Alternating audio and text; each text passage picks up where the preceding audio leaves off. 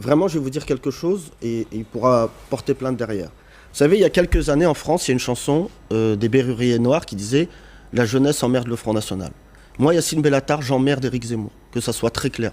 Et la jeunesse emmerde Éric Zemmour. Le quotidien des Français emmerde Éric Zemmour. Il faut qu'à un moment, les gens qui font les chaînes de télé emmerdent Éric Zemmour.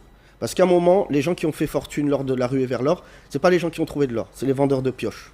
Et donc aujourd'hui, la réalité, c'est ça interroge notre système médiatique. C'est-à-dire qu'aujourd'hui, j'ai beaucoup de tendresse pour Thierry Ardisson. Je pense qu'il a bien fait de le recadrer et de monter son émission. Si l'émission qui est passée dimanche n'avait pas été montée, je pense qu'on aurait entendu quelque chose, digne, pardon de vous dire ça, mais très certainement des pires heures de l'histoire de ce pays. C'est-à-dire que quand on finit par reprocher à quelqu'un sa culture et sa religion, ça rappelle une histoire de France qui est totalement inadmissible. Pour aller plus loin, je vais vous dire quelque chose. Moi, je suis plus français que la norme.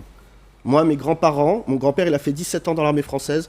Mes oncles sont morts en captivité en Allemagne. Quand les grands-parents d'Éric Zemmour devaient être en train de boire un jus d'orange du côté de Montreuil. Il n'est pas français. C'est lui qui n'est pas français. Et aujourd'hui, vous recevez des gens, à longueur de temps, qui sont en psychanalyse permanente sur c'est quoi être français pour eux. Éric Zemmour, Finkielkraut, c'est eux qui ne comprennent pas le fait d'être français.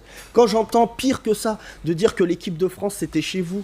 L'équipe de France, elle ne représente pas les Français parce qu'il y a des Noirs et des Arabes. Mais là, on marche dans un délire. C'est-à-dire qu'il a même fini par dire que Karim Benzema était là à Naïsna. Ce n'est pas vrai. Karim Benzema n'était même pas là dans le bus de Naïsna. Mais ce qui m'interroge aujourd'hui, c'est que, et je dis ça, c'est un avertissement pour les artistes. Parce qu'ils ont Twitter. Moi, j'ai lancé merde Éric Zemmour. Hashtag merde Éric Zemmour. Vous pouvez le relayer, il faut lui polluer sa vie. Parce qu'aujourd'hui, les artistes, ils viennent sur vos plateaux télé pour vendre des films, pour vendre n'importe quoi. Ils n'aiment pas s'engager. Hein. Et bien là, c'est le moment, à un moment de dire, on ne peut pas demander aux Français d'aller voir nos films et derrière de ne pas s'engager quand un mec fait ça.